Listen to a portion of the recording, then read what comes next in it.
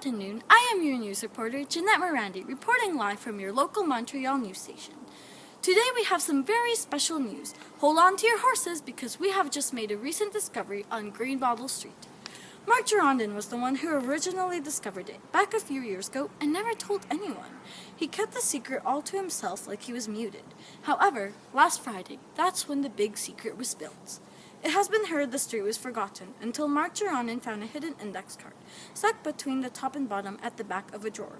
No mail was ever sent there, no one paid their taxes, and everybody drove by it.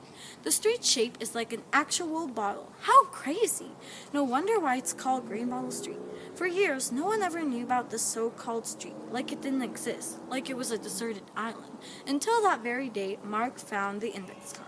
Mark is an average guy who lived in Montreal. He worked at the filing section in the engineering department at City Hall. According to Mark's index card, that street never existed. It's been years since anyone has visited, but now Greenbottle Street has been exposed to thousands of people, including the residents living there. They all have come out of their hiding spots. Greenbottle Street has been busy as a beaver ever since it has been exposed.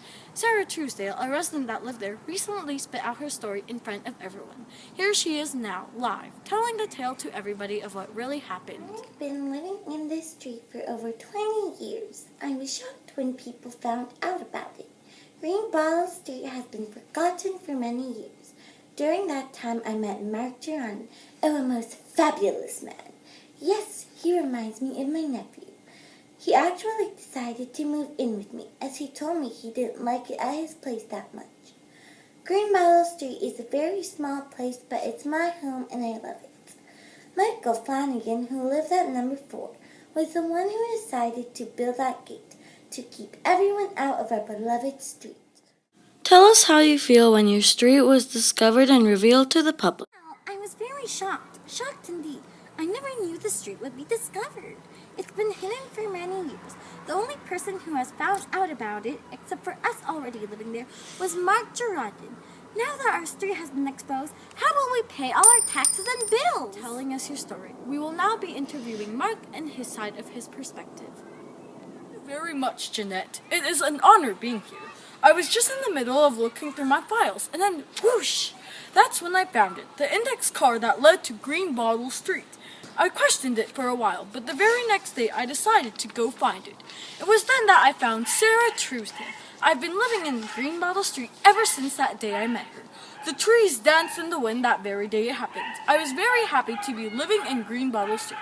What made you end up going to Greenbottle Street? Okay, curiosity killed the cat. I couldn't stand but go find it. My brain said no, but my heart said yes.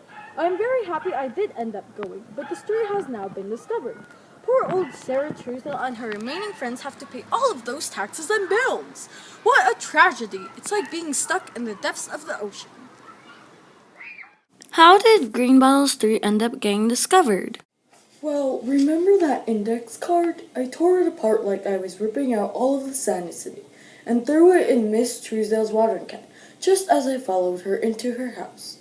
After that, the wind must have swooped it into its arms and taken it away. That's probably when someone found it. Thank you, Mr. Girondin, for sharing your side of the story.